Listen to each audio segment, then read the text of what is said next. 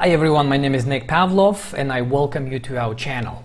So far we have learned how to upload CSV files and transform them to tables using the load to tables function, right, for CSV files, and how to use the data flow Gen 2 feature that is similar to the Power Query experience. Now in this video we are going to look at the data pipeline feature. This data import option is similar to Azure Data Factory pipelines. So if you have experience using pipelines in Data Factory, then all of this will be very familiar to you. So what I'm going to do is I'm going to go to Files and then I'm going to click New Data. And then I'm going to click New Data Pipeline. This will ask me to give the name to my pipeline. Let's just leave it as pipeline 1, doesn't matter. And then I will create a pipeline and this will take me to a Data Factory-like interface. All right, but before that, there are a couple things that I need to choose.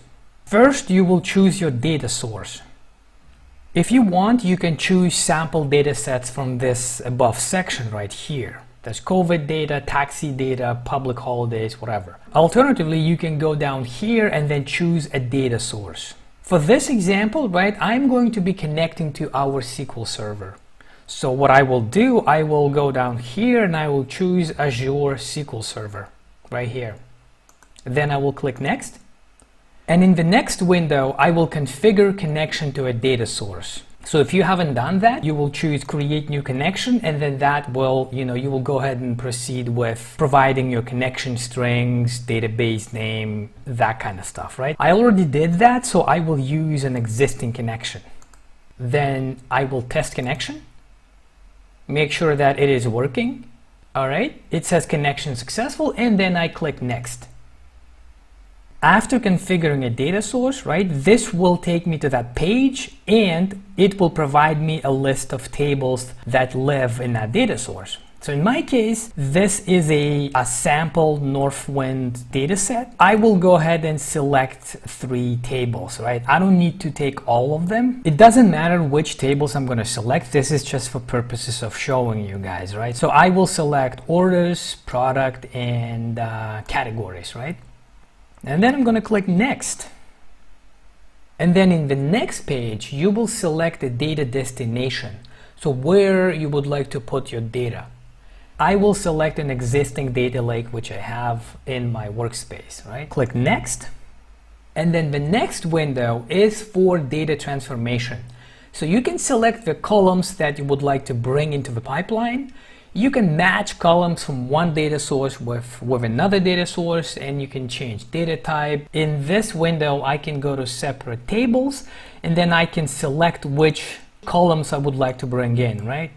For the purposes of demonstration, I am just going to select all available columns.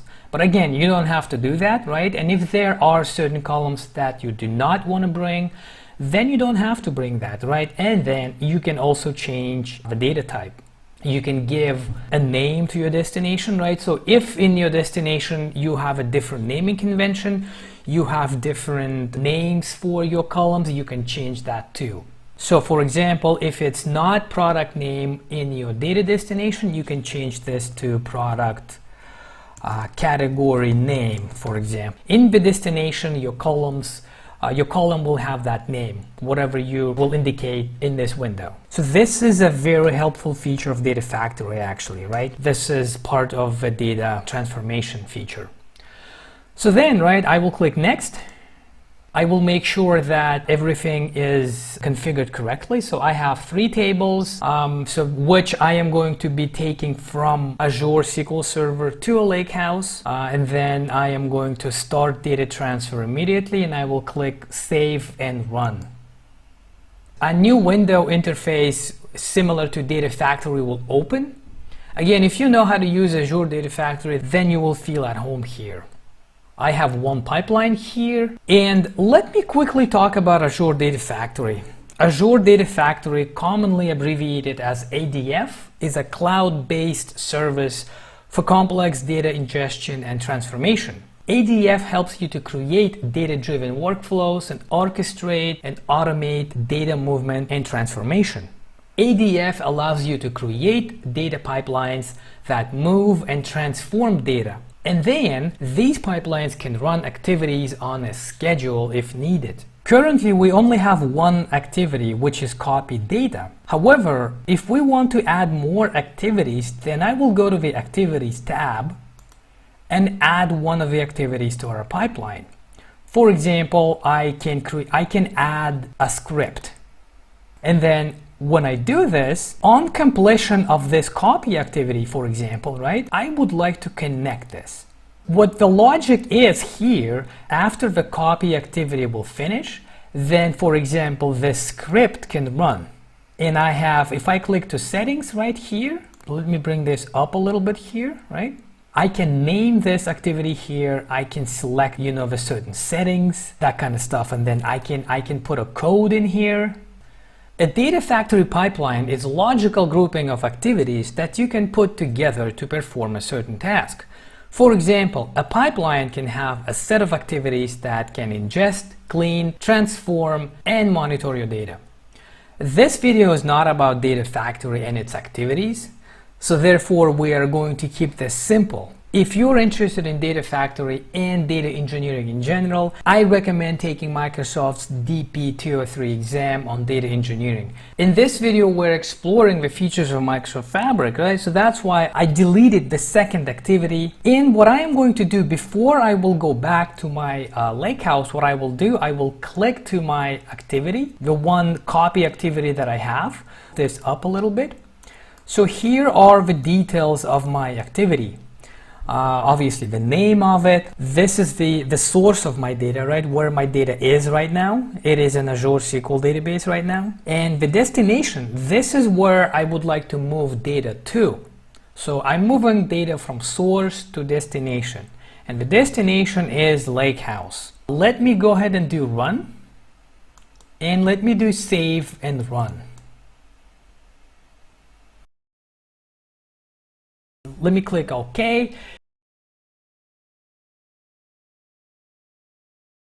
And down here you can see that the copy process, the data copy process is running. It says in progress. So what I will do is I will go back to my LakeHouse. And now when I'm back here in my LakeHouse, in the tables section, I can see that these three tables from the SQL server have been moved to my LakeHouse. And these are my tables: categories, orders, and products. In real life, of course, most likely you will be moving data from a point of sale system, from a retail store, for example, online sales inventory, game logs, that type of stuff, right? Either way, so far we have seen 3 different ways how to transform files into tables in a LakeHouse. If you have a CSV file, you can transform it by right-clicking and choosing Load to Tables, right?